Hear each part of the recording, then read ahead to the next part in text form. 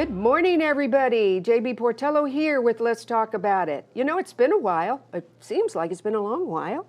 But I want to introduce you to somebody that I'm excited for you to talk about today. This is Jennifer Teeter, and you are? I'm the museum manager of the Peel Museum and Botanical Garden. Yes, and you know what? That's cool that we're now adding the words botanical gardens behind it. Yes, it's a certified botanical garden, Yes. and the museum is also certified by the American Alliance of Museums, too. Yes, so, yeah. yes. One of the very first things that I volunteered for when I first came to Northwest Arkansas was at the Peel Mansion. And it was fun. And like I was telling you earlier, I still think I could walk through that place and give you a talk about whatever's going on. I would love for you to do that. I think that'd be so much fun. It would be, it would be. But tell me about you. Tell me about you, how you got started, how we're lucky enough to have you at Peel Mansion. Sure. I've been working in museums for over 14 years, and I love museums. They're a place where you can, escape from your day and explore other things, be exposed to new things, and be inspired. And so when I moved to, actually I was in Bella Vista, and I was looking for a museum job. And the Peel Museum is in such a unique location. I was extremely intrigued by that. So I investigated. I went for a tour. It was amazing. I was very impressed with the personnel. And when an opening came up, I applied for it. So that's where I'm at. I was lucky to be selected. Okay, so you are the manager there. Yes. You know, I'm excited. If you guys haven't been to Peel Mansion for a long time, they've done so many beautiful upgrades. I mean, I love what you've done with the museum store up front instead of going in from this side. The flow works better. Did you have anything to do with that? No, the check-in at the cabin was that way, but what I've been really focused on is visitor experience. And I had such a great experience, but just enhancing that for every visitor. They choose us for their visit. Whether they've been living here for years and have decided to make that the day they visit the Peel, or if they're traveling and they've chosen the Peel, of making their stop special. Could you give us just a brief history, or the elevator speech about Compton, Peel Compton, and the foundation, and what it's all about, how long it's been in existence? So the Peel Compton Foundation started with the Peel Museum. So that was the first location that they have, but they do have other locations. They have Kohler Park, Osage Park, and Compton Gardens. And so all of those are beautiful spaces outdoor. Compton does have a small museum space, but we're the first piece and the museum site. So all beautiful, wonderful nonprofit organization spaces for the community to really connect with recreation, education, and community. So if I were to, first of all, let's tell everybody where it is. Sure. It's at 400 South Walton, and it is right in front of Super Walmart. It's really hard to miss. Right across the street, really, from where the old Walmart headquarters used to be. Yes, and actually when Sam Walton had his headquarters there, he wanted a Super Walmart across the street. And that house had sat empty for over 60 years. And so the Waltons were very instrumental in making sure that it didn't get demolished. Yes. And it was then revitalized and restored to the late 1800s when the Peel family lived there. So the Peel family was Samuel Peel and Mary Emmeline Berry Peel. Yeah, let's look at Miss Mary. She was a little quiet person, wasn't she? She was, and I would love to hear your rendition of her as well. But she was born in 1835 in Alabama on Valentine's Day. Oh. And when they did the restoration of the house, they found a lot of pink behind the baseboards. She loved pink. I remember that. Yes. So we think because she was born on Valentine's Day that she had an affinity towards pink. But of course, it was also a popular color during the Victorian era when they had that home. So she had 6 daughters and 3 sons, married Samuel Peel in 1853. And they built that house in 1875. So And there was an apple orchard on that property too. I know, I know. You know, Northwest Arkansas, this particular area used to be kind of an apple capital. And then, of course, we like to blame Oklahoma. It's not their fault. But the cedar blight from Oklahoma came over. And are there Before still 1920? Yeah. Yes. Were there still?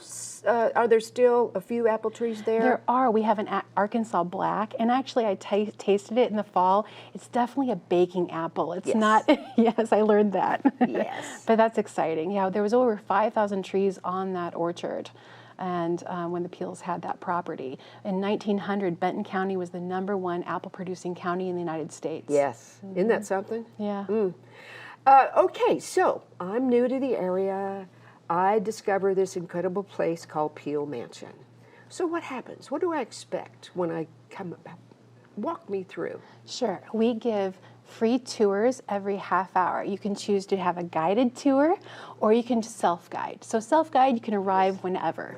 Now, half hour, you're going to do we start at 10 o'clock and the last tour is offered at 4 o'clock. So if you want a guided tour, you want to hit it on that half hour time period.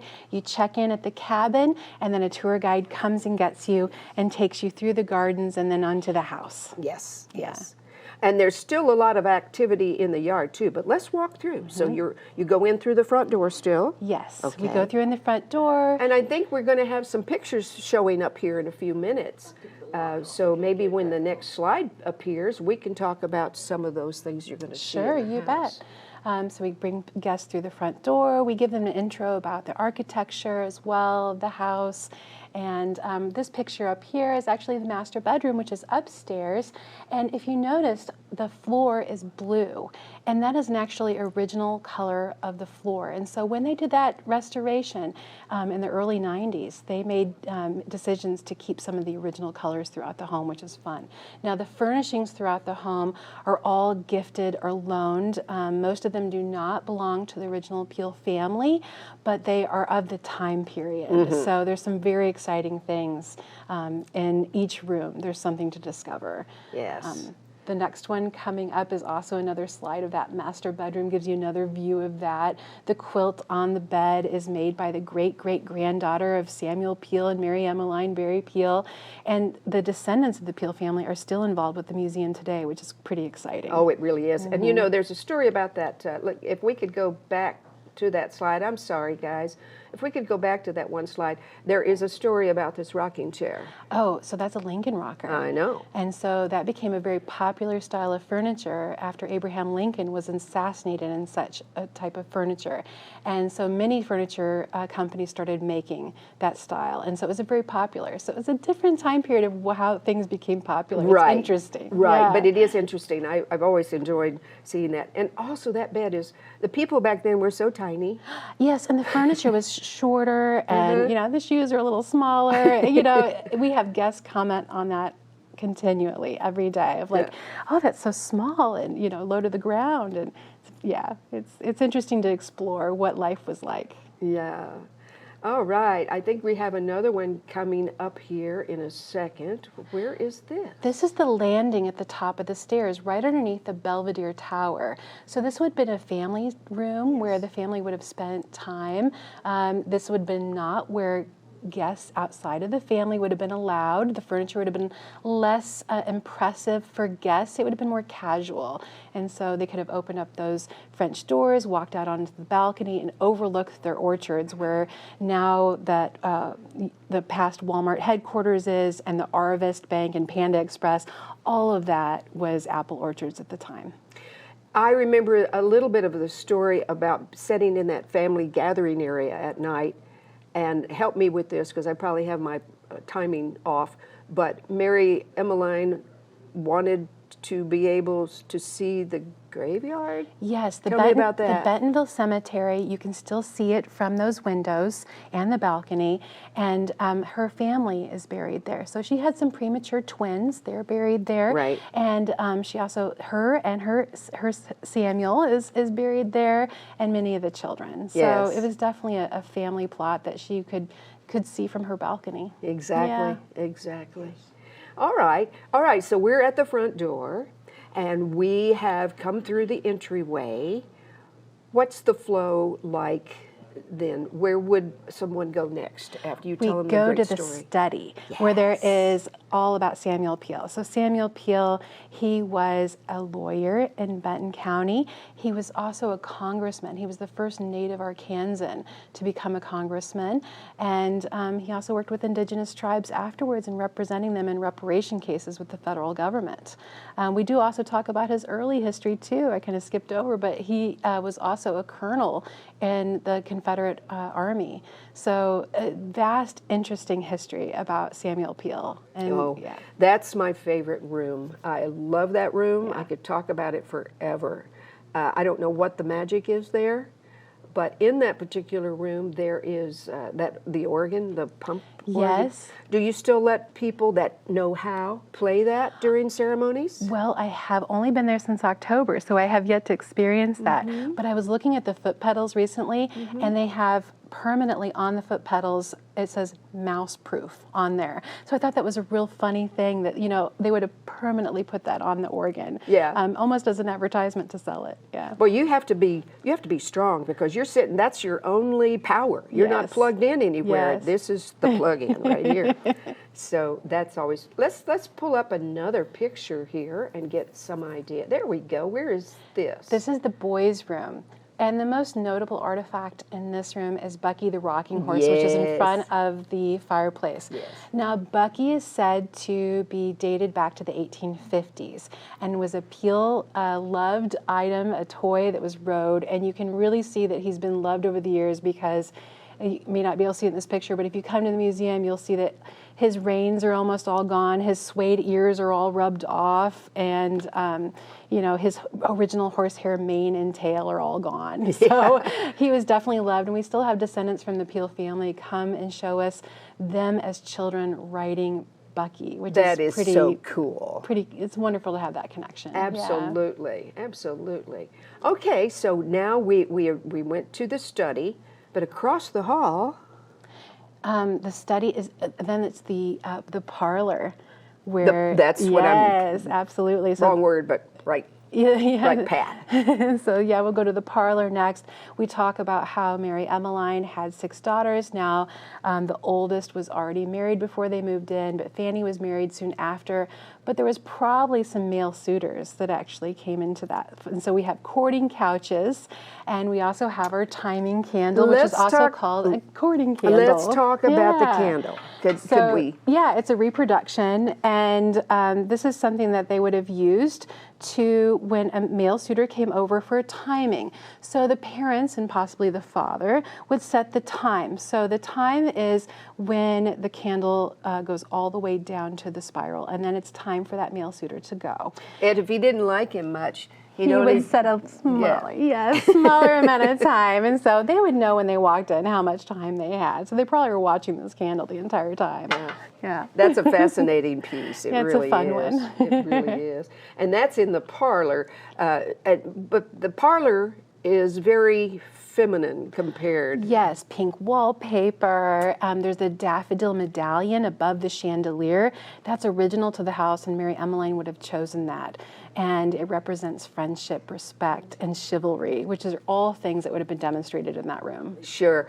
And the piano's still there? Yes, the 1872 Steinway piano. They must have had to reinforce the floor when they put that in. It is a beautiful, beautiful piece. It's usually out of tune, but I would be out of tune if I was that old It's too. still out of tune. Yeah. But yeah, it's kind of cool. Yeah. Okay, and then the canary cage still there? In the boys' room now. It's in the boys' room. Yes. Talk a little bit about the importance of that canary. Why a canary? Oh, why a canary? That's a good question, JB.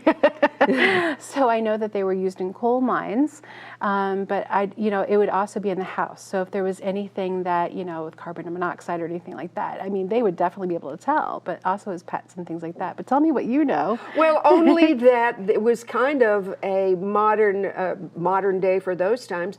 Instead of the carbon monoxide thing going on, Yeah. if the canary, bless its little heart, Yes. fell over in the cage, there was something wrong with Little home detection system. exactly. Yeah. Exactly.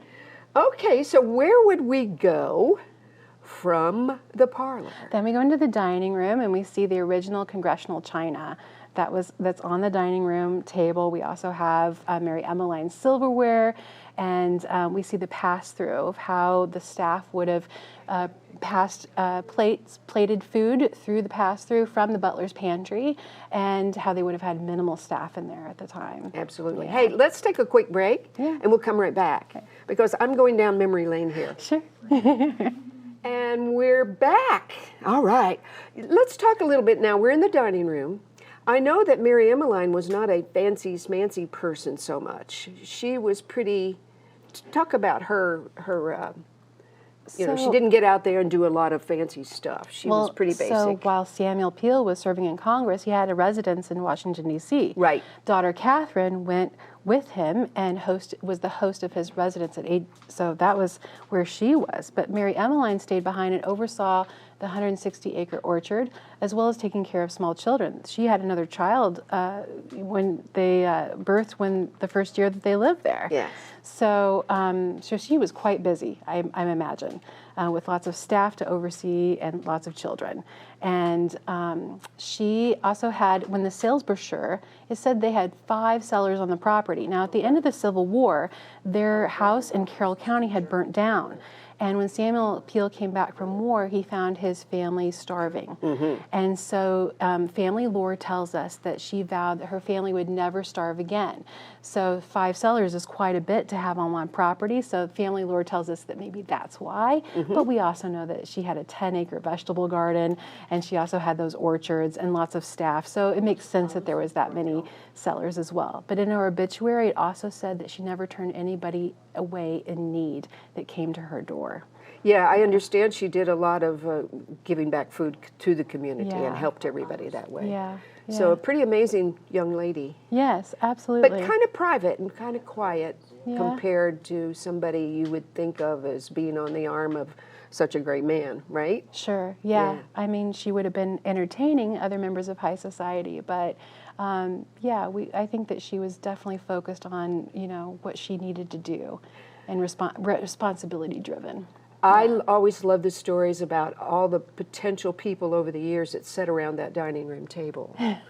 For instance, some Indian chiefs were there. That's absolutely right. Yeah, there's stories of how they were doing business in the study, so they probably also had dinner there. Mm-hmm. Yeah.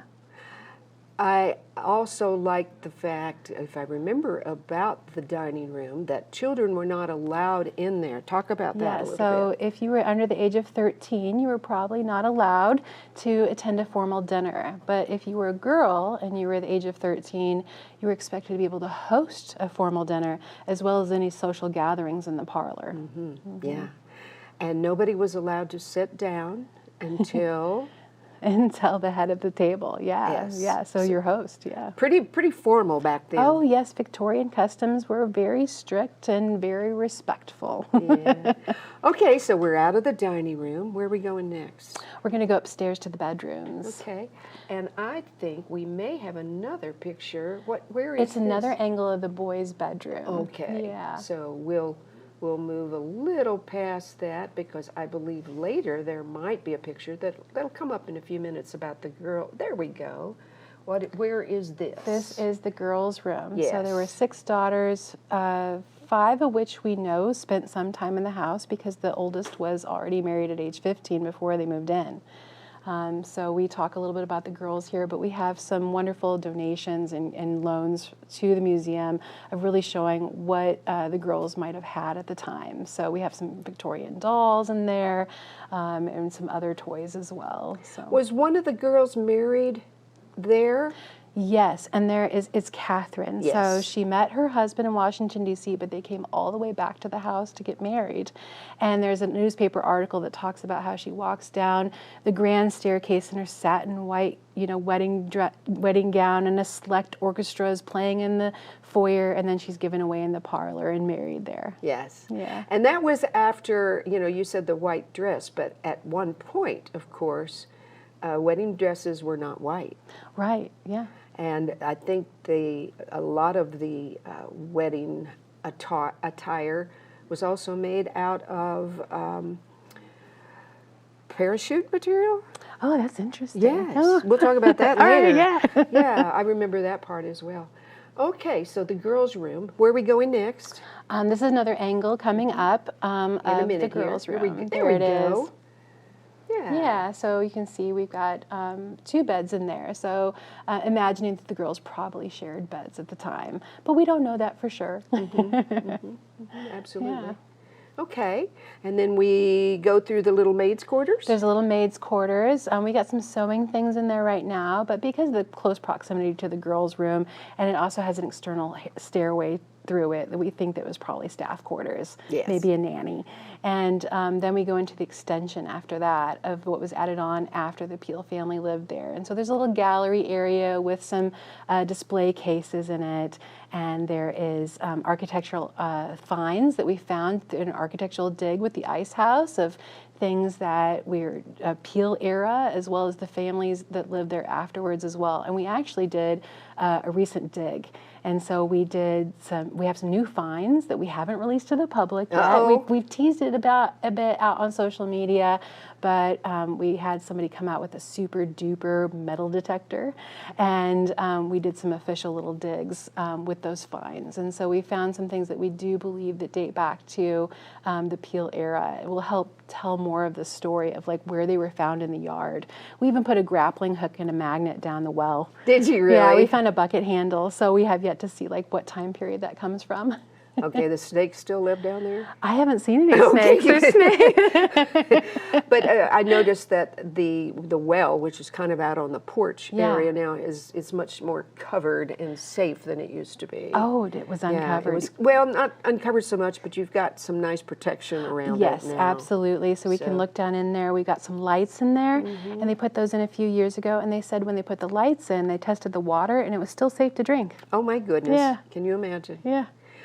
We have a few minutes left, so let's walk around the yard a little bit. I know there are Sure. different gardens. Yes. Talk about the we gardens. have perennial, rose, herb, and we have with an apple orchard. There's a fish pond next to the apple orchard. That's my favorite area, and that's near the porch. And then we also have a like a little garden that has vegetables in it, which is wonderful. And so the site manager for the garden has now put in things that would have been grown during that time period. We even have sorghum growing, which is really exciting. Yes, Yeah. yes it is. Yeah. Yes it is. Okay, so do you have some events coming up that we could tell? First of all, Yeah. let's remind people where Peel Mansion is again. Yes. And then what's coming up, where they could come and visit. Sure. So Peel Mansion is at 400 South Walton, right in front of Super Walmart. Can't miss it. And on May 31st, we have a community picnic. We're celebrating the 250th anniversary of the United States. And we're doing a lunch, and there's going to be vendors out there and activities for the whole family. We'll have the museum open for self-guided tours, and we'll have tour guides throughout that can answer questions and offer information. And so that is, you can find tickets at peelcompton.org. Okay. They're $10 each. I really highly encourage people to do it on May 31st, 11 to 2. Yeah. So will there be a capacity number there? Do they need to get the tickets well in advance? Yes, we sold out last year, so now is the time. Yeah. Okay, absolutely. That's wonderful. So what are the regular hours at Peel Mansion? Yeah, Tuesday through Saturday, 10 to 5. Now, the last guided tour starts at 4 o'clock. Right. So if you come after that, it'll be just self-guided until 5. Okay. Yeah. All right, and then check out the store because Check out the store. Oh, there's all kinds of I things. brought something Oh, actually. did you? This is an Arkansas potter, S.J. Pottery. He's actually nationally known, and it's an early American style pitcher. We have this in the cabin store, and I also brought something for you. Uh-oh. This is a Bella Vista artist JB Custom Wood Crafts. This is our new magnet we have, and that's a gift to you. J&B. JB, right? Oh, that's really cool. Thank you so much. I appreciate that. What else would you like to tell folks about? What else is coming up other than the May thing? What else can we Sure. expect throughout? This is wonderful. Thank you. Yeah, you're welcome. Every second Thursday, 5 to 7 p.m., we have after hours. So if people are working and they have a tight schedule, they can't make our weekly hours or a Saturday, that second Thursday, 5 to 7 p.m. It's a self-guide and with tour guides throughout, so they can go at their own leisure. We have some craft activities. There's usually also a class offered too, that if they want to do that option, they can register for that online. So that we'll do that monthly. And then of course, ending with our Christmas one with Santa in December. Yes. Yes. Okay, so you obviously have a website, peelcompton.org. right? And then in addition to that, I think you're pretty active on Facebook as well? Facebook and Instagram. So there's always a way to find out things about what's going on there, right? Yes, absolutely. Yeah. What else would you like to tell folks before we sign off for today? I would like to talk about how amazing our tour guides are. They are so personable and make the experience really special. And we're also looking for more volunteers currently. We're entering the height of our tourism season. So we have all levels of volunteerism, from giving the full-blown tour to being just a welcoming person. So we are looking. If anybody wants to get in contact with us, they can go to peelcompton.org and go to the volunteer section. Okay. Yeah. So it sounds like you like your job. I do. The people really make it special. Yeah. Okay. Yeah. All right, so we may sign off a little early today, but you know what? I am so excited that we finally got together. Yes. And you are welcome back anytime. And in fact, if you have some big event coming up or something, let us know. And if we have the timing right, we can kind of, at least on Facebook and that sort of thing, we can help promote that a little bit. You bet. And you can do us a favor. Sure. By having folks, especially after the show today, have folks go out and look us up and subscribe to our shows. That doesn't cost anybody anything, and yet it gives us the viewership that we need. You bet, I'd be happy to. Okay, so talk us up. And I want you to come and give a Mary Emmeline tour for us. Oh, I could do that. I still have the costume and everything. It'll be a lot of fun. I like the young version of her rather than the gray wig because... Anyway, I didn't quite look like that. But anyway, hey everybody, thank you so much. And Jennifer, I really appreciate you and everything you stand for, because we are fortunate here in Northwest Arkansas to have such great history and the fact that it's been maintained, taken care of, and preserved. Yeah. That's our, one of our part of our mission is preservation, but also connection to community. So we're all about making that visitor experience wonderful. Okay. Yeah. All right, everybody, we're going to sign off a little bit early today, but thank you for watching. And remember, we are a 100% volunteer organization, and we are also always looking for volunteers. There's all kinds of things you can do here. You can have a seat right here if you want. You can run a camera. You don't even have to do anything, although we have a tendency when somebody new comes in to throw them behind the camera. But that's not hard. And anytime you're around and you want to come in, we like studio audiences, folks. We really do. So just drop in any Wednesday morning and look at what we have to offer. Until then, we'll see you next month for Let's Talk About It.